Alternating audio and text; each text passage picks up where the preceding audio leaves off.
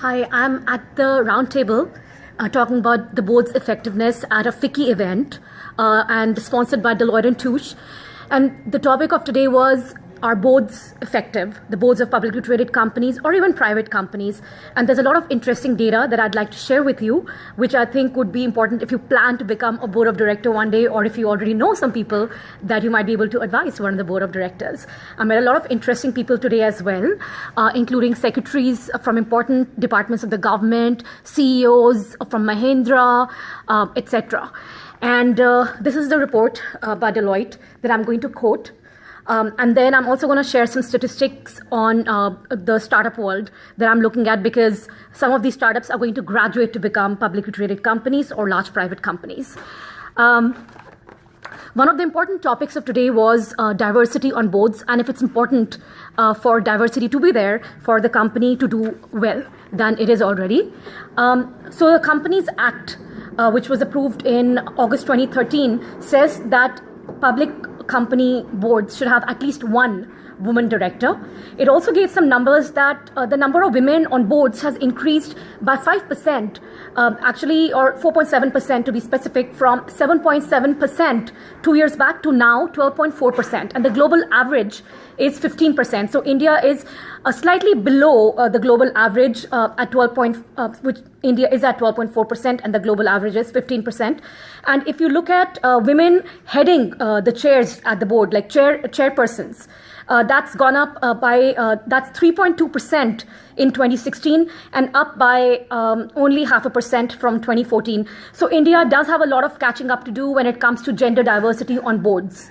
And the Securities and Exchange Commission, Securities and Exchange Board of India, SEBI, which regulates the securities market, also said that there should be at least 50% executive directors and 50% non-executive directors with at least one woman director. And why they're saying, why this focus on getting at least one woman director is that when there are women on boards, there's better risk management, and they offer additional perspectives to solving major problems in companies. It is a different perspective.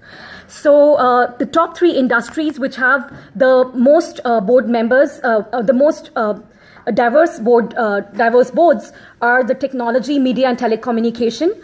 Number one. Number two is consumer business. And number three is life sciences and healthcare.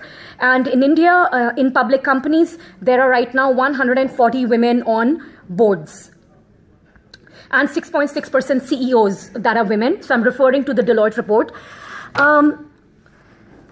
Then some of the things that the people who are serving on major boards of some very big public companies said that the major issues that come in the way of the record, they said this, that the major issues that are coming in the way of effective boards. Now we're talking about something other than gender diversity. We're talking about effectiveness of boards, if they're able to help the company propel forward and be profitable to all the stakeholders involved. One is that there's way too much compliance, way too much time spent on compliance, meeting secretarial standards, on being politically correct, lest you get fired by the chairperson of the board because they don't like your face. There's on risk management and strategy, there's not as much emphasis as there should be. And then they said that how should evaluation be done for the boards to make sure that everybody is contributing to the success of the company and to the success of the board. And what I spoke up in this roundtable was that there should be a self-evaluation. I run a startup called Dazzle. I'm the chief product officer, and it builds safety gadgets for human safety for men and women. And I'm a part of the NASDAQ Foundation's Milestone Maker program, and I'm getting mentored by the NASDAQ Foundation in the United States of America, headquartered in the US. And what I said is that there should be self-evaluation of board members, because so instead of telling other people to evaluate you, and there's going to be a lot of awkwardness and there's going to be a lot of bias, it's possible. Why don't you evaluate yourself and then say, what have you done in the last 3 months? And then let that PowerPoint, let that slide come on the screen, and then everybody can see what you've contributed. And you can't really lie in that situation. You have to contribute and then show what you've done.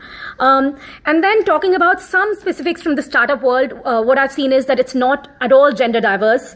The female entrepreneurship index rates India at number 70 out of 77. That is number 70 out of 77.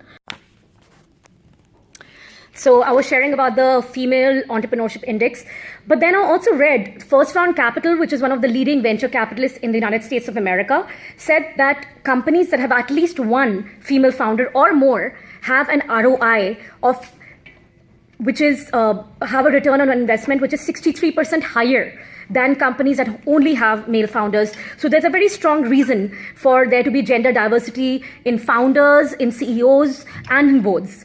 And I just wanted to share with you my thoughts and my experience from the Roundtable on Board Effectiveness that was organized by FICCI today, July 17th.